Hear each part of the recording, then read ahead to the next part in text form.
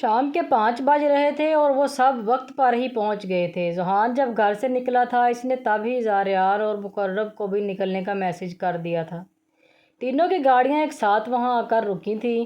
زاریان کی چیل جیسی نظروں سے یہ منظر چھپا نہیں تھا۔ مقرب ابھی گاڑی سے نکلا تھا۔ عناب اور زوہا تو بنا کسی کی پرواہ کیے اندر چلے گئے تھے۔ سوہا ابھی آگے جانے ہی لگی تھی کہ زاریان جلدی سے اس کے پاس پہنچا اور اس کا ہاتھ پکڑ لیا۔ سوہا اپنا ہاتھ چھڑوانے کی کوشش کرنے لگی پر زاریان بھی ڈھیٹ بنا اس کا ہاتھ سختی سے پکڑتا اور اندر کی طرف بڑھ گیا۔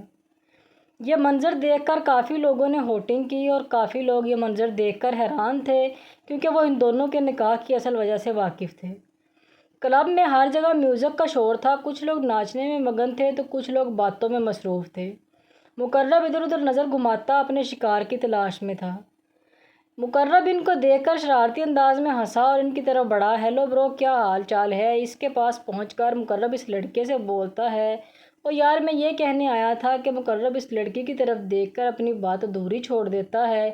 اس کی ادھوری بات پر وہ لڑکا ناسمجھی سے اس کی طرف دیکھتا ہے۔ ارے بھائی، کیسی بات کر رہے ہیں؟ بول دیں آپ۔ یار اصل میں یہ کہنا چاہتا ہوں کہ پہلے والی ان سے زیادہ اچھی تھی۔ اسے سمجھ ہی نہیں آ رہی تھی کہ اس کے ساتھ یہ کیا ہوا ہے۔ اس نے ان تینوں دوستوں کے باروں میں سنا تو بہت تھا لیکن آج ان سے ایک پالا پڑ ہی گیا۔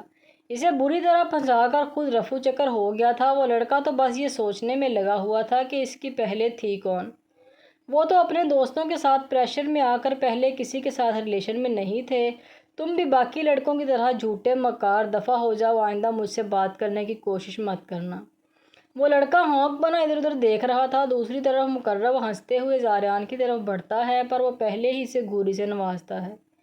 جتنی تم نے طلاقیں کروائی ہیں تمہاری ایک چھوٹی سی منگنی بھی ناممکن ہے۔ میں تو بس انہیں اس گناہ سے بچا رہا تھا جو وہ حرام رشتے میں رہ کر رہے تھے۔ اپنی بات مکمل کر کے اپنا رخ سوہا کی طرف کرتا ہے۔ زاریان تو کچھ لڑکوں کے ساتھ زبردستی کھینچنے پر ان کے ساتھ چلا گیا تھا۔ ان پارلر والوں کا بھی حساب الگ سے ہوگا جو ایک ڈائن کو اچھی خاصی حور پری بنا دیتے ہیں۔ سوہا غصے سے اسے گھور کر کہتی ہے، یہ پارلر والوں کا کمال نہیں، آپس کی بات ہے۔ لڑکیاں ساری ہی ڈائن ہوتی ہیں، بات صرف لڑکیوں کی ہو رہی ہے۔ او اچھا، تو تمہاری جو بیوی ہوگی وہ تو پھر ڈائنوں کی سردار ہوگی۔ میری بیوی تو ماشاءاللہ سے حسین ہوگی، باقی زاریان کا تو اللہ ہی خیر کرے۔ مقرب اپنی بات مکمل کر کے سیکنڈز میں غائب ہو جاتا ہے۔ اس کے بات کا مطلب سمجھ آنے پر سوہا اس کے پیچھے بھاگتی ہے کہ اسے اپنے نام کی پکار سنائی دی۔ سوہا مڑ کر دیکھتی ہے تو اسے یونی کا لڑکا دیکھتا ہے۔ اس کے ہاتھ نہ ملانے پر وہ لڑکا شرمندہ ہوتا اپنے بالوں میں ہاتھ پھیرنے لگتا ہے۔ کیسی ہو تم؟ تمہیں اکیلا دیکھ کر آ گیا، سوہا روکھے سے لہجے میں کہتی ہے۔ دور سے یہ منظر دیکھتا زاریان غصے سے ان کی طرف بڑھتا ہے۔ کیا تم میرے ساتھ ڈانس کرو گی؟ پلیز مجھے غلط مت سمجھنا۔ زاریان پر ہی نظریں رکھے سوہا مسکرا کر اس لڑکے سے بولتی ہے۔ لڑکا مسکرا کر جلدی سے اپنا ہاتھ سوہا کے آگے کرتا ہے۔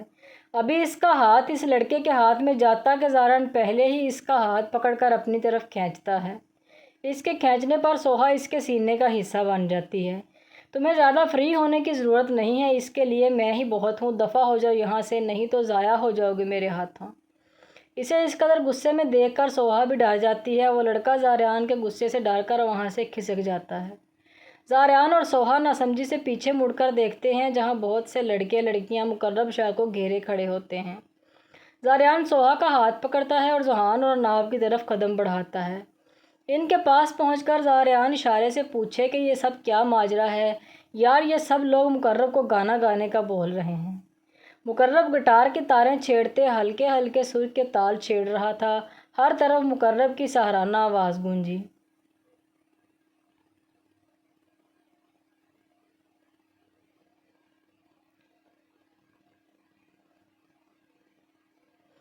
میرا دل جس دل پہ فدا ہے، میرا دل جس دل پہ فدا ہے، ایک دل ربا ہے، ایک دل ربا ہے۔ مقرب آنکھیں بند کر کے اس خوبصورت وجود کو یاد کر رہا تھا۔ مقرب کو وہ وقت یاد آیا جب وہ اسے پہلی نظر دیکھ کر اس کا شدائی ہو گیا تھا۔ مقرب نے دل میں اس سے اپنی محبت کا اقرار کیا تھا اور ساری زندگی اس کے ساتھ وعدہ وفا کرنے کی قسم کھائی تھی۔ میوزک یک دم سے مقرب گٹار ذہان کی طرف اچھالتا ہے۔ جی کرتا ہے تیری زلفوں سے کھیلوں، جی کرتا ہے تجھے باہوں میں لے لوں، ذہان پیار بھری نظروں سے عناب کو دیکھ کر گاتا ہے۔ ज़ोहान गाنا गाते हुए अनाब की तरफ बढ़ता है। गाने के बोल गाने के बाद ज़ोहान सब के सामने अनाब के माथे पर प्यार से लब रखता है। सब ही अनाब की किस्मत पर रश्क करते हैं। अब की बार ज़ोहान गिटार ज़ारियान की तरफ उछालता है। म्यूज़िक। दिल करता है तेरे सपने सजा लूं, दिल करता है तुझे अपना बना लूं। ज़ारियान गिटार को मुकर्रब के हवाले करके सोहा को यकदम अपनी तरफ खींचता है। ज़ारियान सोहा को अपने बाजुओं के हल्के में लेता है, जिससे सोहा का सर ज़ारियान के दिल के मुकाम पर होता है। ज़ारियान डांस का स्टेप ऐसा करता है कि सबको लगता है कि इसका सर सोहा के कंधे पर है, पर असल में सोहा ही जानती थी कि वो इसकी गर्दन पर बाइट कर रहा है। सोहा को सबके सामने इससे इतनी बेबाकी की उम्मीद हरगिज़ नहीं थी।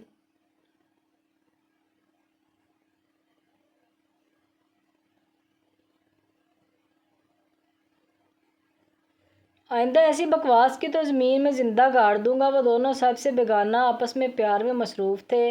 ज़्यादा हक नहीं जताओ, मैंने पहले ही तुम्हें कहा था कि तुम्हारे सारे हक मेरे हैं। दूर हटो, सब क्या सोच रहे होंगे, यही कि मियाँ बीवी रोमांस कर रहे हैं। ज़ारियान इसके बाल खींचता है। ज़ारियान मानी खेजी से सोहा को देखता है। दूसरी तरफ ज़ोहान और मुकर्रब भी इसे मानी खेजी से देख रहे होते हैं। ज़ारियान यकदम इसकी पकड़ से अपनी गर्दन छुड़वाता है और इसकी कमर पर मुक्का जड़ता है। हमने तो नहीं पूछा कि शैतानों के सरदार क्यों आजकल इतना खोए खोए रहने लगे हैं। इसे अपने पीछे ज़ारियान का कहका सुनाई देता है। बड़ा ही कोई हरामी इंसान है, बीवी के साथ साथ मुझ पर भी नज़र रखता है। इरम ऊंची आवाज़ में सबसे कहती है। सब ही इसकी तरफ बढ़ते हैं और एक सर्कल बनाकर खड़े हो जाते हैं। चलो जल्दी जल्दी काटो। अनाब मुस्कुराकर ज़ोहान की तरफ देखती है, जो मुस्कुराती नज़रों से इसे ही तक रहा था। इरम केक काटती है तो हर तरफ हैप्पी बर्थडे इरम शोर गूंजता है। ये देखकर सोहा का रंग गुस्से से लाल हो जाता है। सोहा खूनख्वार नज़रों से इरम का हाथ देख रही थी। ज़ारियान को अच्छा नहीं लगा। मुझे मेरे घर जाना है अनाब, प्लीज़ मुझे छोड़ दो। सोहा वहीं खड़े खड़े ही ऊंची आवाज़ में कहती है कि सबका ध्यान ही इसकी तरफ जाता है। ज़ारियान इसकी जेलसी देखकर दिलकशी से मुस्कुराता है। अनाब, मुझे नींद आ रही है, तुम छोड़ने जा रही हो कि मैं खुद ही चली जाऊं? वो लड़का न शराब के नशे में लग रहा था। एक नज़र इस लड़के को देखकर सोहा ज़ारियान की तरफ देखती है। इसके चेहरे पर लगा केक देखकर वो गुस्से से इस लड़के के साथ जाने के लिए राज़ी हो जाती है। इसकी आवाज़ पर सोहा रुकती है और इसे मुस्कुरा कर देखती है। नहीं, तुम रहने दो, खासे बिज़ी हो तो मैं इसी के साथ चली जाऊंगी। तुम चुप करके मेरे साथ चलो। ज़ारियान बोलते हुए इसका हाथ पकड़ने लगता है, पर वो लड़का इससे पहले ही ज़ारियान का हाथ पकड़कर झटक देता है।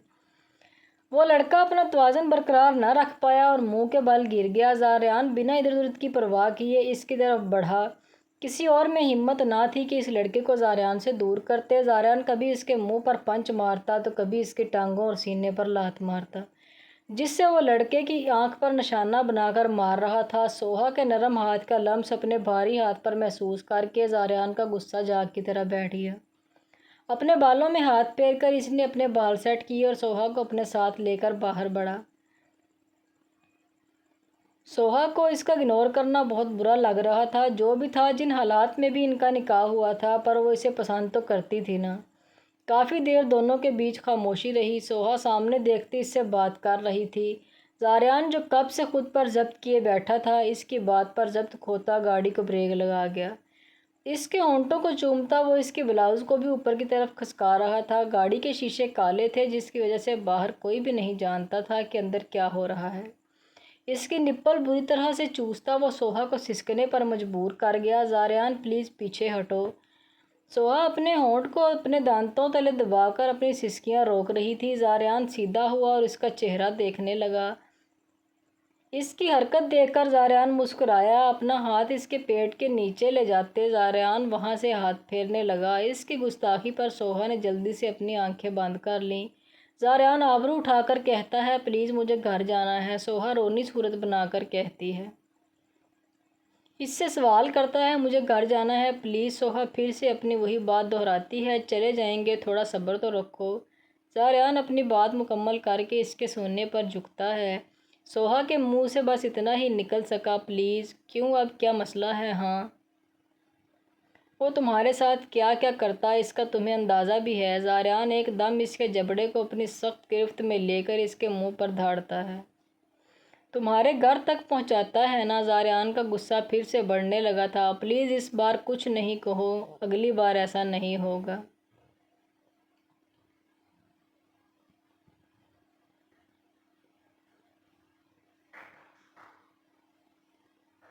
اس کی نئی فرمائش پر سوہا کی آنکھیں پھٹی کی پھٹی رہ جاتی ہیں۔ میں نے بولا ہے کہ تم مجھے کس کرو، زاریان پھر سے بولتا ہے، پر میں کیسے؟ اپنے ہاتھ سے خود ہی جو کچھ چھپانے کی ناکام سی کوشش کرتی، وہ اس وقت زاریان کو بہت پیاری لگی تھی۔